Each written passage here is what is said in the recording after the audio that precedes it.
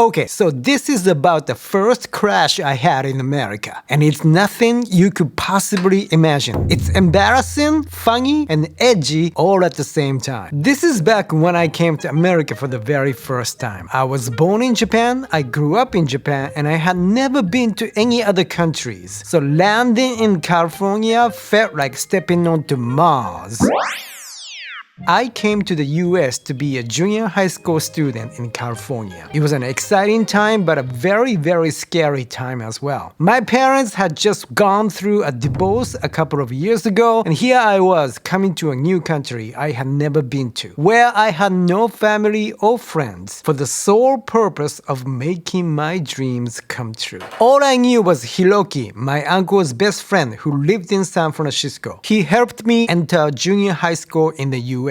When I left Japan, my best friend Kenji came along for emotional support of some sort. Unlike my family, Kenji's parents had lots of money, and they thought, hey, what better opportunity for our son to visit America to practice English for a couple of weeks. So there we are, boarding an American airline flight from Tokyo Narita Airport to San Francisco. Mind you, my English was very limited. I had taken some after-school classes and obsessively watched the English YouTube channel trying to learn. That was it. Kenji's English was even worse than mine, which is saying something. About an hour after takeoff, flight attendants started coming down the aisle with dinner service. Looking at the flight attendant, I hear Kenji say to me, "Oh my god, look at her. She's super hot and she looks like those from American movies." Anyway, here's an important context. I had no idea different regions of America had different accents, like Southern accents, Boston accents, California accent, all completely unknown to me. This flight attendant must have had some kind of accent because as she moved down our aisle, I heard her repeatedly saying, "Chicken a beef? Chicken a beef?" to everyone. Chicken a beef?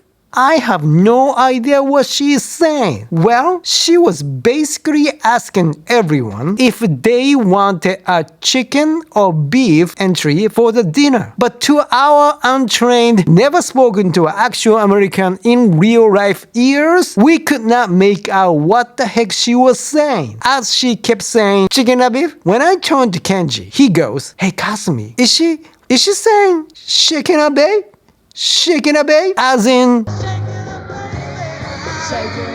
Kenji's father is a big Beatles fan, so that may be the reason why it provoked Kenji to hear chicken a beef as, you know, shaking a babe. As our flight attendant got closer to our seats, we spoke to each other in Japanese like, oh my god, what the heck is she saying? What are we going to say to her? At last, she reached our seats and said to us, "Chicken a beef?" As I was still trying to understand what she was saying. And I heard Kenji say to her, "Yeah, baby."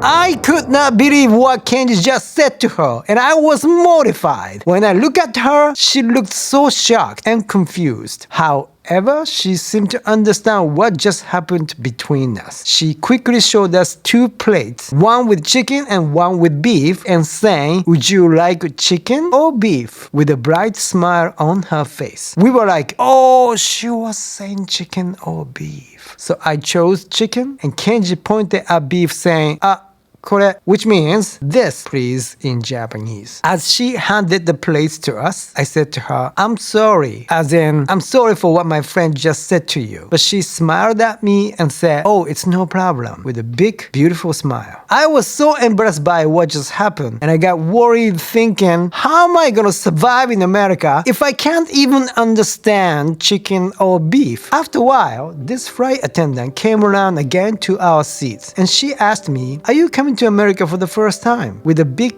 beautiful smile on her face. As I looked at her, I noticed she had dark brown hair with greenish blue eyes. And my brain just went, wow, their eyes are really blue. I had literally never seen anyone with eyes that weren't brown or black before. Every person I knew in Japan had dark eyes. With my broken English, I tried to explain how and why I was coming to America. She told me how brave I was and that she could never think of moving to another country at such a young age. She also told me how much she loves Japan and that her favorite movie is Totoro. And at the end of our quick conversation, she said, "Welcome to America." As she left our seats, I was thinking to myself, I have never seen a person that beautiful in my life. Looking back now, it wasn't about her brown hair or blue eyes, because honestly, when it comes to crushes, I've always been more attracted to Asian girls. It was her smile, her kindness, and how genuinely she wanted to welcome me to her country. What you need to understand is that yes, I was excited to come to America, but at the same time, I was terrified. After 2 weeks in America, when Kenji left, I stood at the San Francisco airport waving goodbye to the last familiar face I knew. Then reality hit me. I was completely alone in this foreign country. I panicked so hard, I called my stepsister crying, saying, "What have I done to myself?" and made her promise to visit me as soon as possible. That's how scared I was. So, this is really a story about how a little kindness and a genuine smile can make a world of difference to someone. That flight attendant was the first American I had a real conversation with, and she greeted me with such a warmth that it actually made me believe for a moment that I could survive this whole living in America thing. So remember that a small gesture of kindness can absolutely change somebody's day, or in my case, give them a courage to start a new life. Oh, and I almost forgot this. Right after my conversation with the flight attendant ended, Kenji leaned over and whispered, "Man, she's hot." Mind you, this all happened when we were still going through puberty.